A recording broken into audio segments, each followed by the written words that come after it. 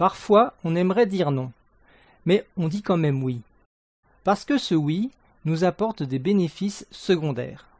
Ce qui crée au final un malaise en nous, car d'un côté, on est frustré de ne pas avoir dit non, et de l'autre côté, on apprécie les bénéfices secondaires qu'on tire de notre oui.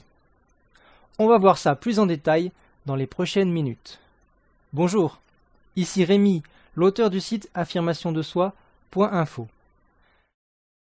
Je vous propose de découper cette vidéo en 3 parties. Dans la première partie, on va voir ensemble, vous et moi, quels sont ces bénéfices secondaires. Je vais vous donner des exemples pour que vous compreniez de quoi je parle. Deuxièmement, dans la deuxième partie, on verra ensemble les problèmes que ces bénéfices secondaires engendrent. Et troisièmement, je vous donnerai des pistes dans la troisième partie pour changer tout ça. Commençons tout de suite avec la première partie. Qu'est-ce que c'est que ces bénéfices secondaires? Je vais vous donner tout de suite des exemples pour que vous voyez bien de quoi je parle. Premièrement, pour commencer, je vous propose qu'on se demande déjà à quoi on s'exposerait si on disait non. On a envie de dire non, mais à quoi on s'exposerait en disant non? Alors pour dire non, forcément, on doit faire face aux conséquences de notre non. On doit faire face ensuite aux conséquences de notre refus.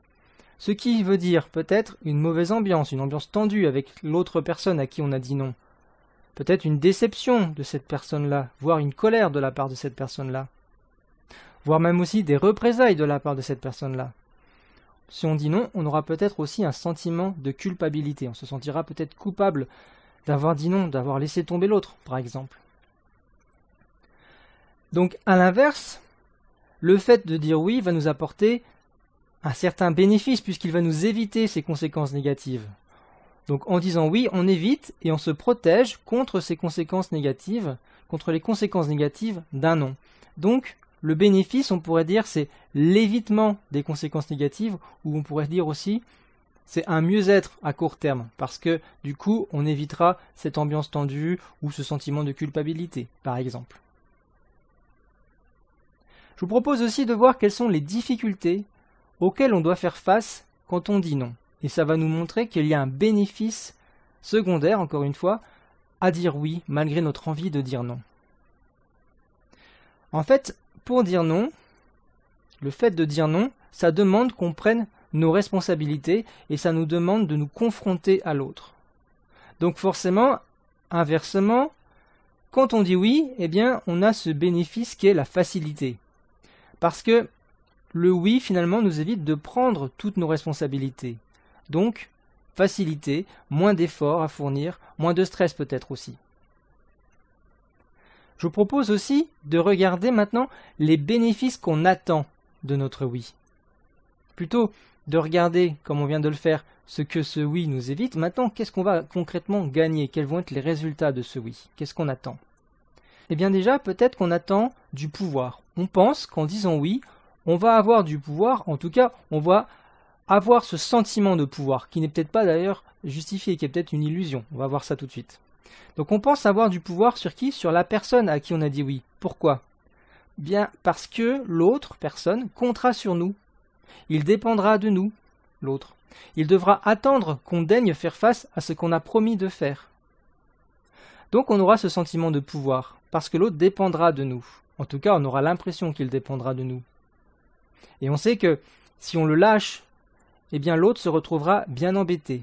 Donc on a le pouvoir de lui nuire. On a ce pouvoir de nuisance parce qu'on a dit oui et que du coup l'autre a besoin de nous parce qu'il compte sur nous. Mais encore une fois, ce n'est peut-être qu'un sentiment de pouvoir. On va voir ça dans les minutes qui suivent. Donc, en dehors de ce pouvoir, il y a d'autres bénéfices qu'on peut attendre à travers notre oui, même si on a envie de dire non. Par exemple, on a peut-être envie, vous avez peut-être envie quand vous dites oui alors que vous avez envie de dire non, vous avez peut-être envie d'être bien vu par l'autre. Et aussi les conséquences d'être bien vu par l'autre. Par exemple, on va peut-être avoir envie de devenir le chouchou de l'autre, son préféré. On s'imagine en effet qu'en disant oui, eh bien l'autre va nous apprécier. Si on lui dit oui, il va nous apprécier. Et si on dit oui souvent à cette personne-là, eh bien on espère peut-être qu'ainsi on deviendra son préféré, son chouchou. Mais ce n'est pas tout. On recherche peut-être aussi une protection de la part de cette personne-là. On s'imagine qu'en lui disant oui à cette personne-là, eh bien elle va nous protéger. En effet, si c'est un fort, et que si on se rend utile à lui, eh bien il nous protégera. Pourquoi? Eh bien parce qu'il ne voudra pas perdre ce qu'on peut lui apporter, ce qu'on pourra lui apporter.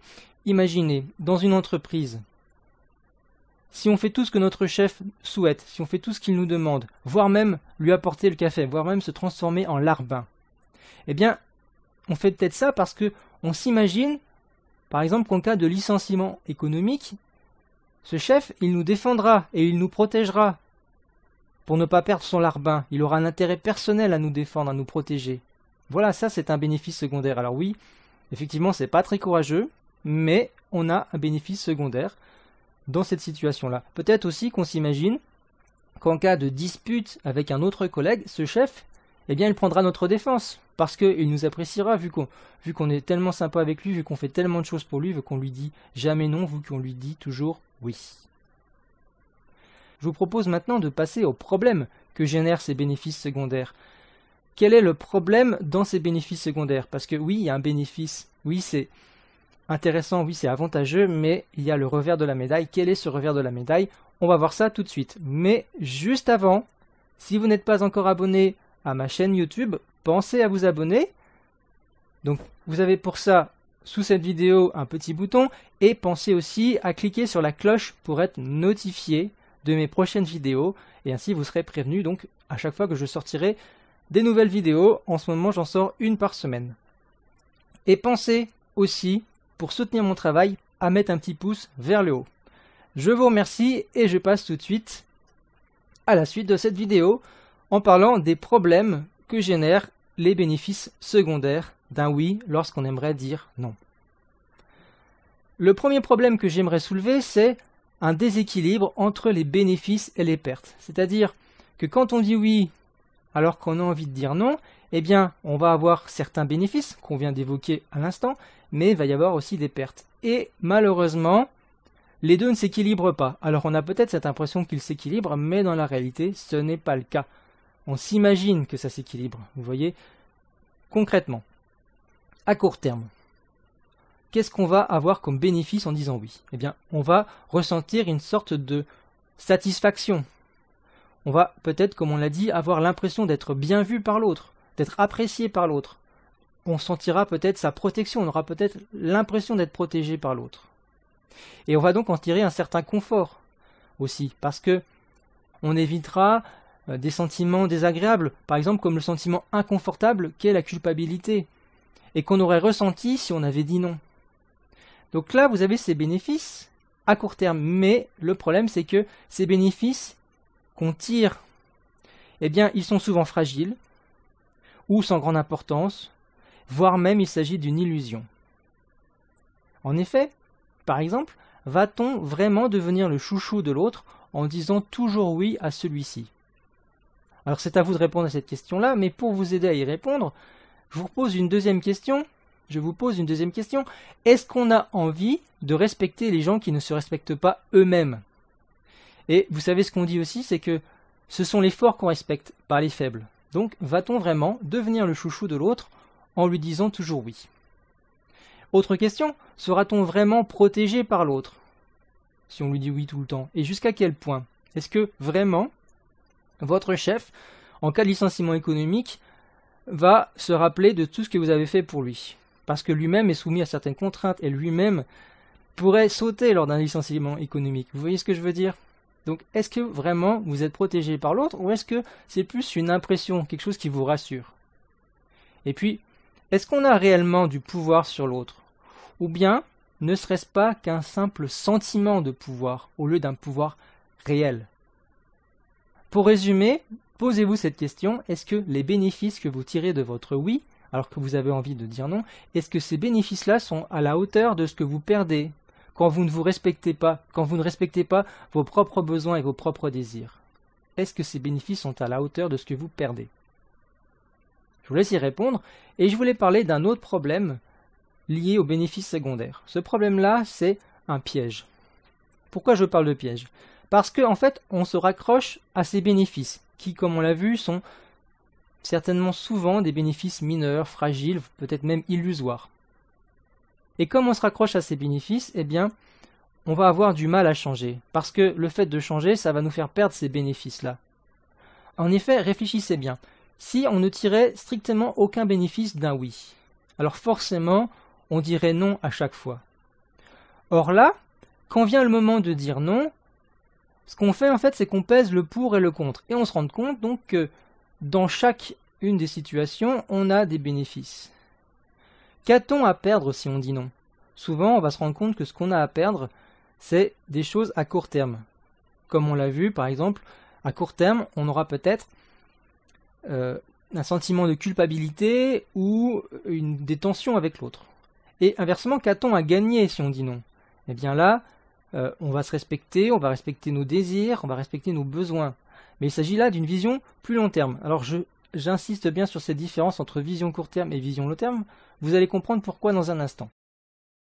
Donc, comme je le disais, on pèse le pour et le contre. Autre question, on se demande intérieurement, qu'a-t-on à gagner si cette fois on dit oui? Donc, on a pesé le pour et le contre du non, et on pèse aussi le pour et le contre du oui. Donc, inversement, qu'est-ce qu'on a à gagner si on dit oui? Encore une fois, c'est une vision court terme. On a des bénéfices que je viens d'évoquer, par exemple, le fait d'être apprécié par l'autre très rapidement, ou le fait de devenir son chouchou. Quoique ça, c'est plutôt du moyen terme. Mais qu'est-ce qu'on a à perdre, par contre, si on dit oui? Ah là, c'est à plus long terme, parce que ce qu'on a à perdre, c'est au fur et à mesure, par exemple, de la confiance en soi, parce qu'on ne s'entraîne pas à dire non, et puis surtout de l'estime de soi, parce que finalement, on se sent mauvais de dire oui tout le temps. Et le truc, c'est que du coup, comme on va surpondérer, comme on va fantasmer, comme on va exagérer, comme on va même se mentir sur les bénéfices qu'on obtient avec le oui, les bénéfices secondaires, eh bien on va se mettre à dire oui, alors qu'il aurait mieux valu dire non. Il y a autre chose qui rentre en compte dans ce processus de décision. En fait, il faut savoir que quand les gens, donc vous comme moi, comme l'ensemble des personnes, en fait, quand les gens prennent une décision, eh bien en fait, ils se laissent souvent séduire plus par une petite récompense qui serait à court terme que par une grande récompense qui serait à long terme. Vous voyez? En fait, la taille de la récompense est moins importante que le fait qu'elle vienne bientôt ou dans plus longtemps. Un exemple très simple pour que vous compreniez bien, voilà, vous faites attention à votre santé, à votre sucre ou à votre ligne, et vous êtes devant une part de gâteau. Ou alors, vous faites attention à votre santé et vous aimeriez arrêter de fumer, et vous êtes devant une cigarette qui vous tente bien. Eh bien, la vision court terme, c'est ce petit plaisir qu'on va avoir à manger ce gâteau ou à fumer cette cigarette. Alors que la vision long terme, c'est notre santé, notre bonne santé. Et vous voyez bien que souvent, on craque, on préfère cette vision court terme, on préfère ce petit plaisir et on se dit, bon bah, pour le long terme, on verra plus tard. Voilà. Vous voyez ce que je veux dire? En fait, dans ce processus de décision, on a plutôt tendance à privilégier le court terme que le long terme, et ça explique aussi pourquoi, en tout cas dans certains cas, pourquoi on va préférer ce oui, parce qu'il va nous apporter un bénéfice à court terme.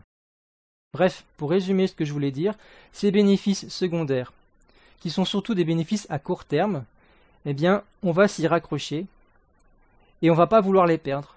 D'où le piège, d'où le fait que c'est difficile de changer, comme c'est aussi difficile de changer quand on se retrouve devant une part de gâteau et qu'on aimerait bien arrêter de manger n'importe quoi et qu'on aimerait bien garder la ligne, ou comme quand on se trouve devant une cigarette. Alors, je ne sais pas si la comparaison est très, très habile, mais je pense qu'elle permet de faire passer une idée.